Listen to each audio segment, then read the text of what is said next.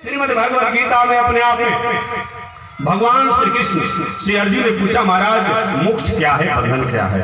अर्जुन भगवान श्री कृष्ण से पूछे कि बंधन क्या है और मोक्ष क्या है?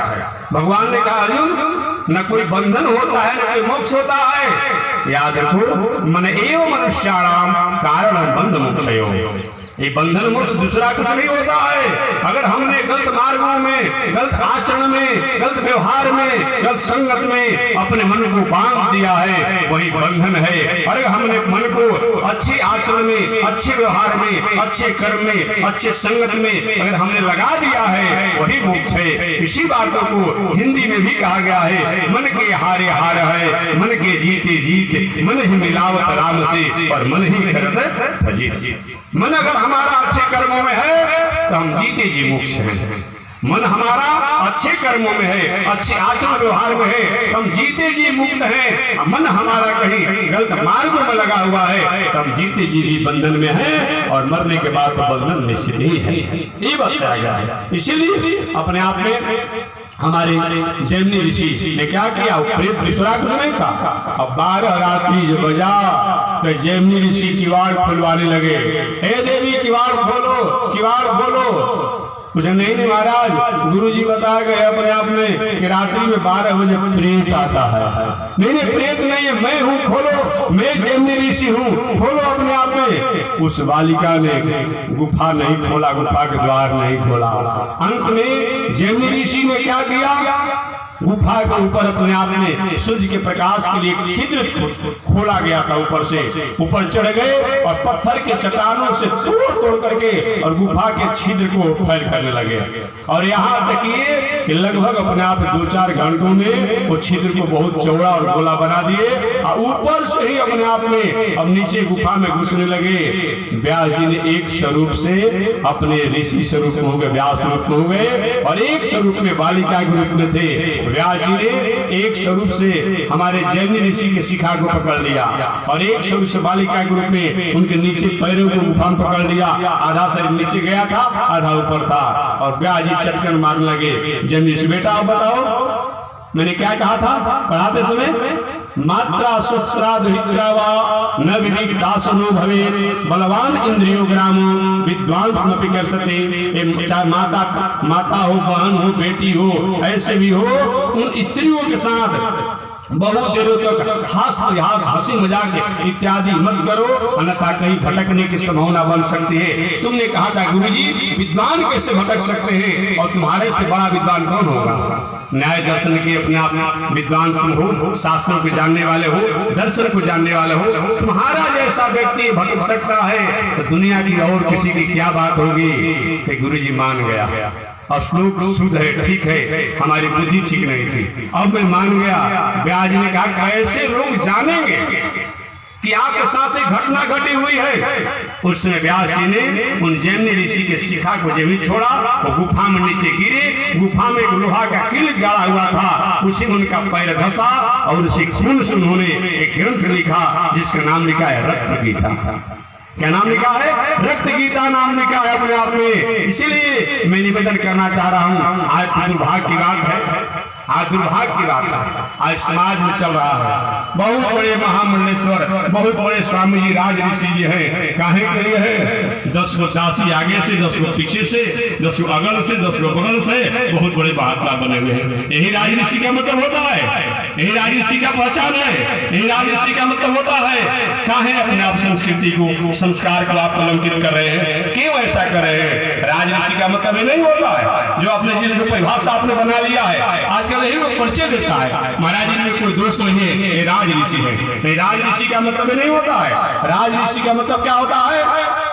दिव्य चक्षुरादतम तदमे प्रासे विपनयो जातिवांश समिन्धते विश्वोर्यत् परमं पदम पर्याप्तानंतराय सर्वयस्तमोदिरातम मूर्तम मरभवती सर्वस्याप्तई, जो रात दिन राजकाज की व्यवस्था करते हुए, जो समाज की समन्वय सहिष्णुता और सौहार्द से जीवन जीते हुए, जो राज दिन परमात्मा के चिंतन में, ध्यान में, निधिध्यासन में लगा हुआ हो, वो राज ऋषि है। आज की परिभाषा द्वारा जिसे आप परिभाषित कर रहे हैं वो राज ऋषि का नहीं है।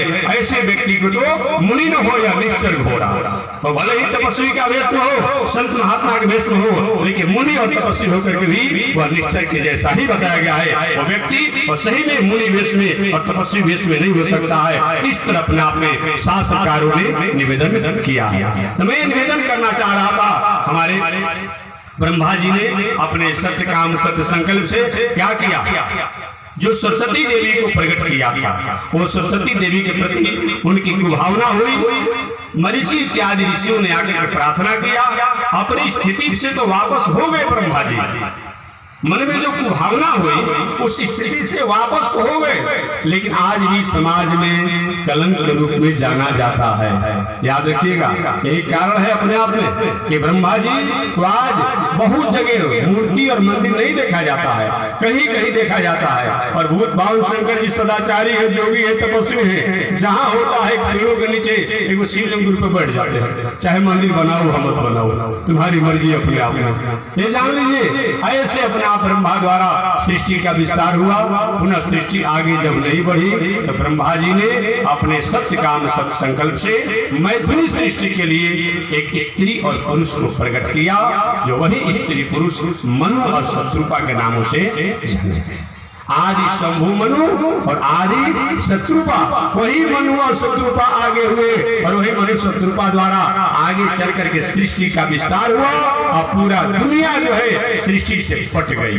वही मनु महाराज और शत्रुपा द्वारा 2 पुत्र हुए और 3 पुत्रियां हुई। आप कथा जानते होंगे, उन मनु महाराज के जो पुत्र हुए 2, उनके नाम प्रियव्रत और उतान पाठ पड़ा, और 3 कन्याएं हुई, आकृति, देवहूति और ये 3 कन्या हुई।